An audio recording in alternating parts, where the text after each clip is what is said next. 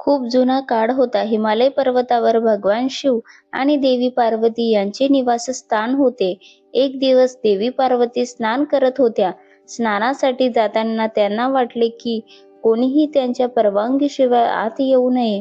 त्यांनी त्यांच्या अंगावरील उठण्यापासून एक सुंदर तेजस्वी मुलगा तयार केला. त्या मुलाला जिवंत केलं आणि सांगितलं, बाळा, मी स्नान करत आहे. जो कोणी आत यायचा प्रयत्न करेल त्याला थांबव.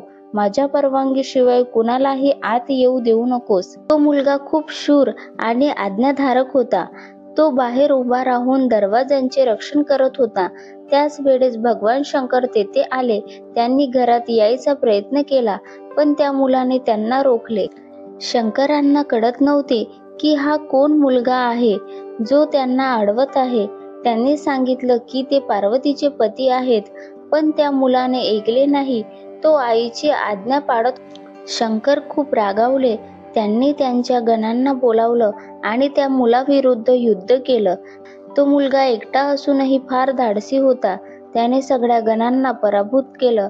अखेर रागाने भरून शंकरांनी स्वतः त्याच्यावर प्रहार केला आणि त्याचं शिर शरीरापासून वेगळं केलं. देवी पार्वती जेव्हा बाहेर आल्या तेव्हा त्यांना सर्व दृश्य दिसलं. त्या फार दुःखी झाल्या. त्या म्हणाल्या, हा माझा पुत्र आहे. जर तुम्ही त्याला पुन्हा जिवंत केलं नाही तर मी संपूर्ण सृष्टी नष्ट करील. सर्व देवांनी पार्वतीची समजूत काढली. त्यानंतर भगवान शंकर म्हणाले, जो प्राणी सध्या दक्षिणेकडून येतो आणि जो सर्वात आधी दिसेल त्याचे शिर मी या मुलाच्या शरीरावर लावीन. तेवढ्यात त्यांना एक हत्ती दिसला. शंकरांनी हत्तीचे शिर कापले आणि त्या मुलाच्या शरीरावर लावले. तो पुन्हा जिवंत झाला. त्याचे नाव ठेवण्यात आले गणेश. शंकरांनी आनंदाने जाहीर केले, आजपासून गणेश सर्व देवांमध्ये अग्रपूज्य ठरेल. कोणताही शुभ कार्य सुरू करण्याआधी गणपतीची पूजा करावी लागेल आणि जे लोक कृष्ण पक्षाच्या चतुर्थीला उपवास करून गणपतीची पूजा करतील त्याच्या सर्व संकटाचा नाश होईल. म्हणून आपण संकष्टी चतुर्थी किंवा गणेश चतुर्थी ही चतुर्थी करतो. या दिवशी गणपतीची मनोभावे पूजा केली जाते. काही लोक उपवास करतात, फळांचा नैवेद्य अर्पण करतात, रात्री चंद्रदर्शन करतात आणि प्रार्थना करतात की बाप्पा आमचे संकट दूर करो. गणपती हे आज्ञाधारकतेचे, बुद्धीचे आणि संकट निवारण करणारे दैवत आहेत. त्यांची भक्ती मनापासून केली तर संकट नक्की दूर होतात आणि गणपती बाप्पाला संकटहर्ता आणि बुद्धीचे दैवत सुद्धा म्हणतात. गणपती बाप्पा संकट हरता आहे. गणपती बाप्पाचा विघ्नहर्ता, विघ्न म्हणजे अडथळे, हरता म्हणजे दूर करणारे असेही म्हणतात. कारण गणपती बाप्पा हे असे देव आहेत की ज्यांना कोणतेही शुभ कार्य सुरू करताना सर्वात आधी पूजा केली जाते.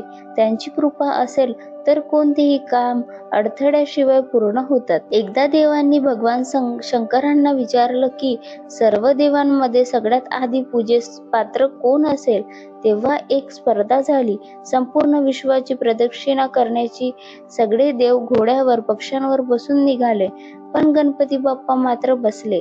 त्यांनी त्यांचे आई वडील म्हणजे शिवपार्वती यांची प्रदक्षिणा केली आणि म्हणाले, माझं विश्व म्हणजे माझे आई वडीलच आहे.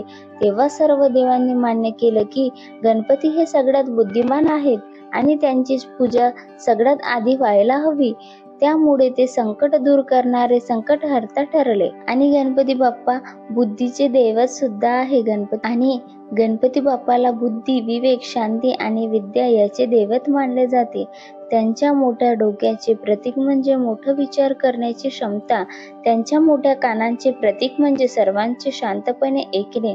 त्यांच्या सोंडेचा अर्थ आहे की जगातल्या छोट्या मोठ्या गोष्टी सुद्धा समजून घेणं. उंदरावर बसणे म्हणजे मनावर नियंत्रण ठेवणे. शाळा, परीक्षा, नवे शिक्षण, नवीन सुरुवात या सर्व गोष्टीसाठी लोक गणपती बाप्पाची पूजा करतात, कारण ते बुद्धी आणि यश देतात. म्हणूनच गणपती बाप्पा यांना म्हणतात विघ्नहर्ता, संकटमोचन आणि बुद्धिप्रदाय देव.